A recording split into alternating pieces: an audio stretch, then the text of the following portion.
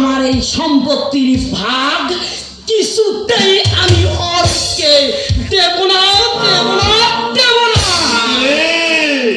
জামাই বাবুর মৃত্যুর পরে কিন্তু সে অর্ধেক অংশ পাবে, এটা তো আইনত অধিকার।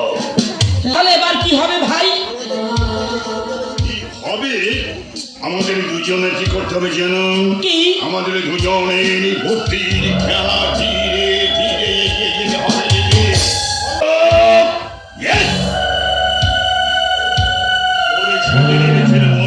বাড়ি থেকে তাড়াতে হবে। কিন্তু কি করে ভাই? কি করে? তাহলে তোকে আমি বুঝিয়ে দিচ্ছি। জামাই বাবু অরবকে খুব ভালোবাসেন, আর অরব জামাই বাবুকে খুব ভালোবাসে, তাই অরবকে জামাই বাবুর সামনে এও প্রতিপন্ন করতে হবে।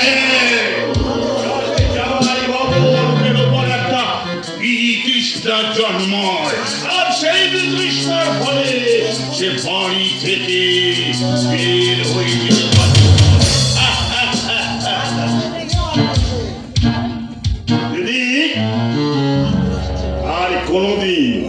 আর কোনদিন করে সতীনীর ছেলে এই বাড়িতে আর ফিরতে পারবে না। তাহলে ওই ডাইনি বউ কি এই বাড়িতে থাকবে?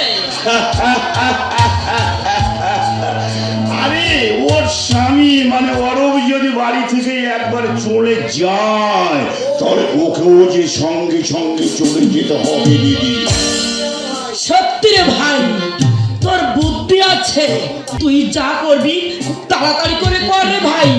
আমি ওই সতীনের ছেলে আর ওই ডাইনি বউকে একেবারে সহ্য করতে পারছি না। হ্যাঁ, আমার দুটো খেয়েও শান্তি নেই, আবার রাত্রে নিশ্চিন্তে একটু ঘুমাতেও পারছি না। সে চিন্তা তোমাকে করতে হবে না দিদি, সে চিন্তা করবো আমি। সমস্ত কাজের দায়িত্ব ভার তুমি আমার উপরে দিয়ে দাও, আমি সব দেখবো। মাত্র আমার কথা মতো কাজ করে যাবে। আমি তোর কথা মতো সব কাজ করবো ভাই। তুই তুই শুধু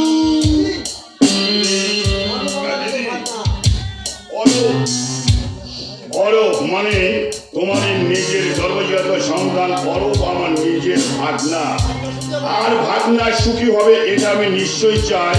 তাই প্রয়োজন হলে এমন কোনো কাজ নেই যা তুমি করতে পারো না, তাই না বাবা? কিন্তু বাবা, আমি বলছি কি, আমার ভালো তুমি করতে যেও না, তাহলে দেখবে মঙ্গলের চেয়ে অমঙ্গলটাই হয়েছে বেশি। আনুপ, তুই এতক্ষণ কোথায় ছিলি? এতক্ষণ আমি এই বাড়িতে ছিলাম আর দেখছিলাম একটা সোনার সংসার কিভাবে ভেঙে ফেলে একটা বা ষড়যন্ত্র চলছে। আমার ইন্ধনে এই শান্তির সংসারে তুমি অশান্তির আগুন জ্বালিয়ে দিও না মা, তাহলে দেখবে সেই আগুনের দাবদাহে এই সংসারে একটা দাবানল সৃষ্টি হয়েছে, আর সেই আগুনের দাবানলে আমরা কে কোথায় শিখতে যাবো তার কোনো ঠিক নেই। সেই আগুনের হাত থেকে আমরা কেউ রেহাই পাবো না। আনুপ, ওর মামাকে তুই এত ছোট ভাবছিস? আমার মামার ব্যবহার তাকে ছোট ভাবতে শিখিয়েছে। দিদি সংসারে আছে, ভালো মন্দ খাবে দাবে ঘুরবে, কোথায় তা না করে একজনের বিরুদ্ধে কান ভারী করে এই শান্তি সংসারে অশান্তির আগুন লাগাতে চাইছে। তাহলে বলো মামা, সেই মামাকে আমি কি করব? সেই মামাকে আমি ফুল জল দিয়ে পুজো করবো, তা না হলে হাত টাকা দিয়ে এই বাড়ি থেকে বের করে দেবো। দিদি দেখো, দিদি দেখো, অনুপ আমাকে। ওরে ওরে ভাই, অনুপের কথায় তুই কিছু মনে করিস নে। ওরে তোকে কিছু বলিনি। বাহ বাহ বাহ বাহ বাহ, ও মামা, আমার মা যখন তোমাকে কিছু বলেনি, তাহলে তোমাকে এই বাড়ি থেকে যাওয়া উচিত নয়। এক কাজ করো না, থেকে যাও, এই বাড়িতে যতদিন খুশি থেকে যাও, কারণ তুমি না থাকলে আমার মা বুদ্ধির খেলায় টাক টাক করে এগোতে পারবে না। তাহলে বুদ্ধি জগতে এ সংসারে আর কেউ থাকবে না। আমি যে তোমার কতখানি হিতাকাঙ্ক্ষী তা তুমি আজ না বুঝলো, ঠিক একদিন তুমি বুঝবে।